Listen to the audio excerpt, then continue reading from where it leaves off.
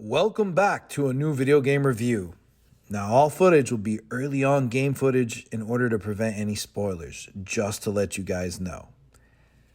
Kena, Bridge of Spirits is an action-adventure video game developed by Ember Lab, which, funny enough, started as an animation studio.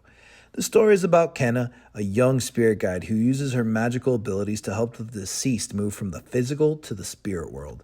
The story follows her as she makes her way through a beautiful world, even though the land is partially dying. She's in search of its sacred mountain shrine, guiding troubled spirits she finds along the way, and the game is presented through a third-person perspective. It's honestly beautifully done. Now, combat, just to dive a little bit into it, is pretty simplistic. The player uses Kena's staff for all attacks, light, heavy, and charge attacks.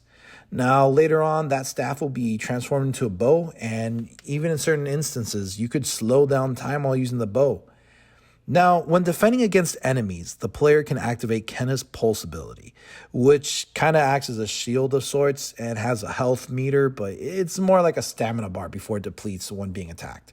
It also can provide clues and activate objects. Now, let's talk about the Rot.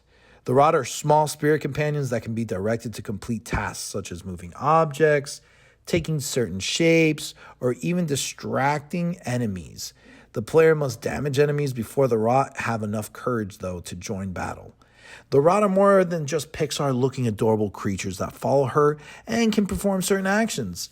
Your Rot powers essentially act as a special combat ability that enable you to power up attacks or even restrict enemies. Sadly, they aren't that brave. So before you can use them in combat, you need to build up your courage.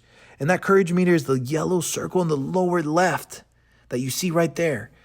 Now, once it's full, you can use a Rot power and you can refill it by hitting enemies with regular attacks or picking up the the courage orbs that they drop in combat or even in the environment themselves. Visually, I can't express how much of a masterpiece that this game is. And the music score is phenomenal. I cannot stand how this game sounds this good and looks this beautiful. I'm honestly going to give Kena, Bridge of Spirits, an 8 out of 10. This is an amazing first game produced from this studio, and I look forward to seeing more that they produce. If you guys enjoy the content, feel free to hit that subscribe button. And remember, you guys make this channel what it is today, and I'm just lucky enough to share these video game experiences with you guys. Until next time,